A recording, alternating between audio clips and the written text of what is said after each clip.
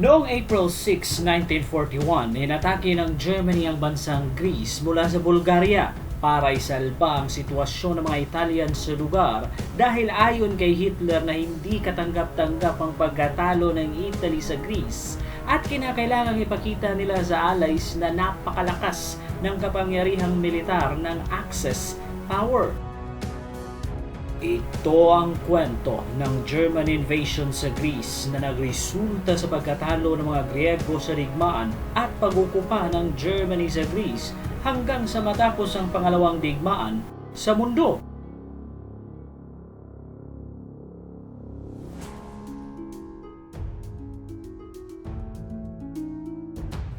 Pero bago ang lahat, huwag kalimutang mag-subscribe at i-click ang bell icon para sa mga susunod na kwento dito sa Abiseth TV.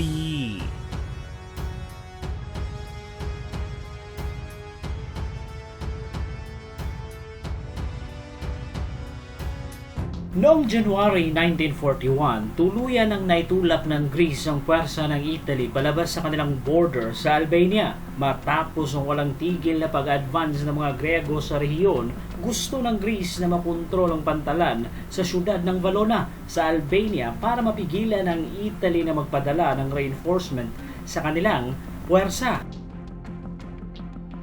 Pero noong March 2, 1941, dumating si Mussolini sa siyudad ng Tirana, ang kapital ng Albania, para personal niyang makita ang pag-counter-attack ng kanilang puwersa at dahil na rin sa pressure sa Berlin, matapos siyang padalahan ng sulat ni Hitler na galit sa kanya dahil sa kanilang mga kapalpakan sa digmaan na ayon kay Hitler na pinahina daw ni Mussolini ang kapangyarihang politikal at militar ng Axis power laban sa Allies sa Balkan region.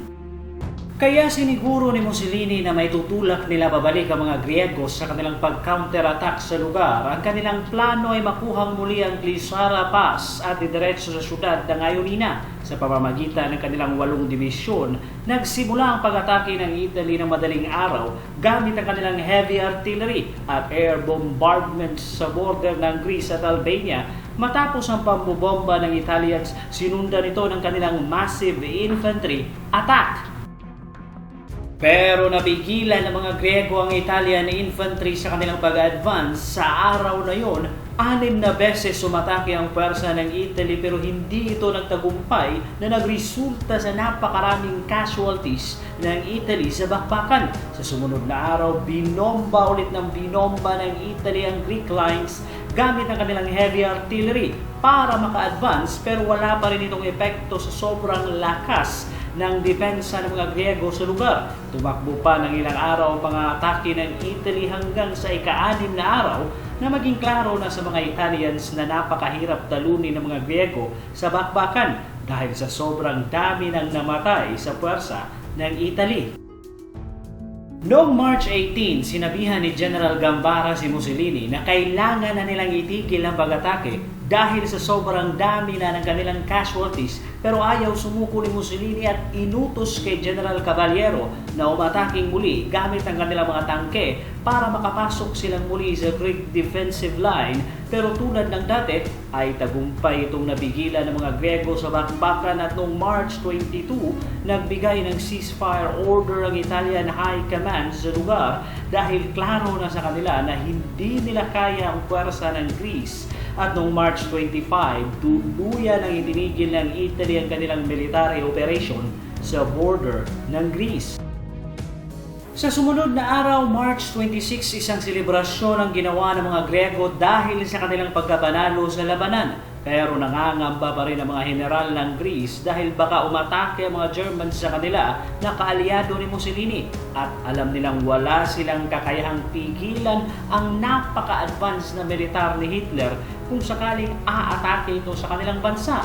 Ang tanging pag-asa nila ay kung tutulungan sila ng Allies. Samantala sa Berlin ay galit na galit si Hitler sa pagkatalo ni Mussolini sa Greece dahil dito maaantala ang kanyang planong pag-atake sa Soviet Union dahil kinakailangan muna niyang i-secure ang Balkan region. Kaya sinimulan kaagad na gumawa ng plano ang mga German High Command para sa invasion sa Greece, ang Operation Marita. Kaya sa buwan din ng March, prinesure ng Nazi Germany ang Yugoslavia at Bulgaria na pirmahan ang Tripartite Pact kung saan pinilit ni Hitler na sumali sa Axis power ang dalawang bansa para doon sila dadaan pag-aatake sila sa Greece. Matapos ang kasunduan, nagsimula kaagad na dumami ang puwersa ng Germany sa Bulgaria, kasama na dito ang ilan sa kanilang Panzer Division. Pero noong March 27, biglang nagkaroon ng kudeta sa Yugoslavia na suportado ng Britanya para pigilan ang puwersa ng Germany makapasok sa lugar. Tinake advantage naman kagad ng mga Grego ang sitwasyon dahil mabibigyan sila ng panahong dumepensa sa kanilang bansa, kaya nagtayo sila ng isang defensive line, ang Metaxas Line, na mahigit sa 96 miles ang haba ng kanilang depensa malapit sa border sa Northern at Eastern Macedonia, kung saan nagpadala naman kagad ng Armored Division ang Britanya sa lugar, kasama na ang ilang division ng mga New Zealanders at Australians. Pero noong April 6, 1941, alas 5:30 ng umaga, nagdeklara ng digmaan ng Germany sa Greece. Sa parehong oras, binomba ng Germany ang Yugoslavia mula sa Bulgaria. Isang oras ang makalipas, nagsimula na rin magpaputok ang mga Germans sa Metaxas Line sa border ng Bulgaria at Greece. Gamit ang kanilang heavy artillery, sinundan ito ng air bombardment ng German Luftwaffe. Ilang oras ang makalipas, nagsimula ng mag-advance ang German Armored Division sa lugar. Sa mga unang oras ay napigilan pa ng mga Grego ang pag-advance ng Germany, pero dahil sa dami ng German Armored Divisions ay napilitang umatras sa mga Grego sa lugar. Ilang oras ang makalipas, tuluyan ang napasok ng mga Germans sa border ng Greece at napakabilis nitong nag-advance papunta sa syudad ng Salonika. Wala namang nagawa ang mga Grego sa sobrang advance ng kagamitang pandigma ng mga Germans, kundi ang umatras sa labanan. Sa araw na yon, bumagsak sa kontrol ng Germany ang syudad ng Salonika. Sumuko naman kaagad ang mga Grego sa mga lugar, kaya hindi na kinuha ng mga Germans sa mga baril ng mga Grego para mapanatili ang pagkontrol sa mga Greek civilians, at pinangakuan na hindi sila dadalhin sa mga concentration camps dahil hindi naman nila pinahirapan ang puwersa ng Germany. Samantala sa bahaging west sa border ng Greece at Albania, sabay na umatake ang natitirang puwersa ng Greece at Yugoslavia sa Albania para makuha ang syudad ng Durrasa at port city ng Valona, at tuluyan na nilang mapalaya sa mga Italians sa Balkans. Sa loob ng isang araw, tagumpay na nakapag-advance ang dalawang magkaalyadong puwersa sa lugar. Pero sa sumunod na araw, sumuko ang Yugoslavia sa Germany nang mapasok ng Wehrmacht ang kanilang bansa. Kaya nag-iisa na lang ang Greece na nakikipaglaban sa Italy at Germany. Kahit ganun pa man ay nagpatuloy sa pag-advance ang puwersa ng Greece sa Albania at tagumpay na naitulak pa atras ang puwersa ng Italy, pero biglang nahinto ang kanilang pag-advance noong April 10 nang umabot sa kanila ang balitang sumuko na ang Salonika sa mga Germans at ang buong puwersa nila sa Macedonia. Umabot sa 5 araw ang pagdidebate ng Greek High Command kung ano ang kanilang gagawin sa sitwasyon, hanggang sa napagdesisyon na nilang umatras na lang pabalik sa Greece. Kaya noong April 15, sinimula ng mga Grego ang kanilang pag-withdraw sa Albania, at noong April 20, tagumpay silang nakabalik sa kanilang bansa. Sa loob lamang ng 2 linggo ay napaluhod ng Germany ang Yugoslavia at Greece, kung saan sabay pa nila itong inatake na hindi nagawa ng mga Italians sa loob ng 5 buwan.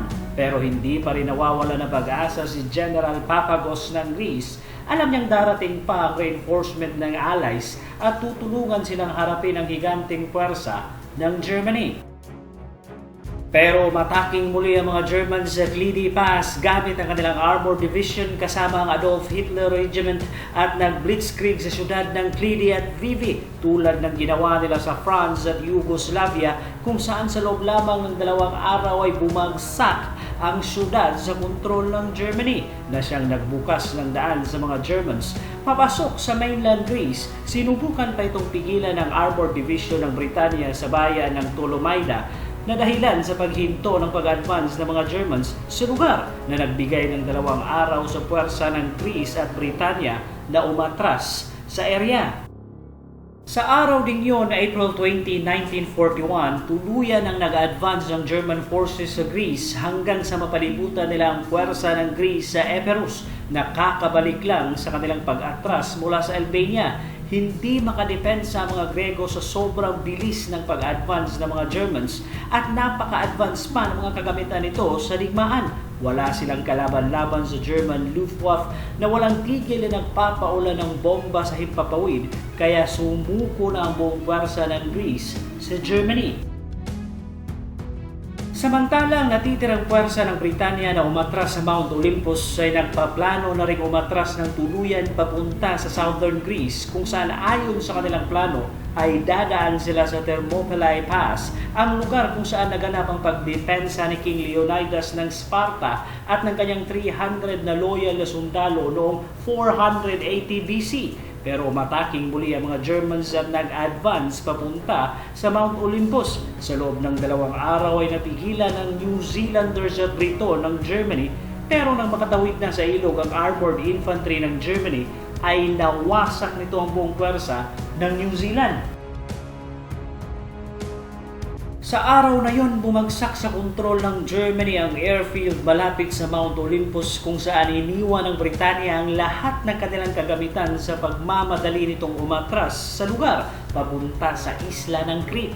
Samantala sa kapital sa siyudad ng Athens, nagpakamatay ang Prime Minister ng Greece na si Alexandros Kourtesis nang umabot sa kanila ang balitang malaking parte na ng kanilang bansa ang okupado ng mga Germans. Noong April 27 ng umaga, tuluyan ang napasok ng mga Germans ang kapital ng Greece. Alas 8 ng umaga, lumilipad na ang swastika flag ng Nazi Germany sa Acropolis sa siyudad ng Athens. Sa araw na yun, tuluyan ang bumagsak sa kontrol ng Germany ang buong Greece. In-evacuate naman ng Britanya ang kanilang natitirang puwersa sa lugar para hindi tutuluyang i-wipe out ng mga Germans. Tatagal pa ng ilang taon ang pag-ukupa ng Germany sa Greece hanggang sa maliberate ito ng Allies noong 1944.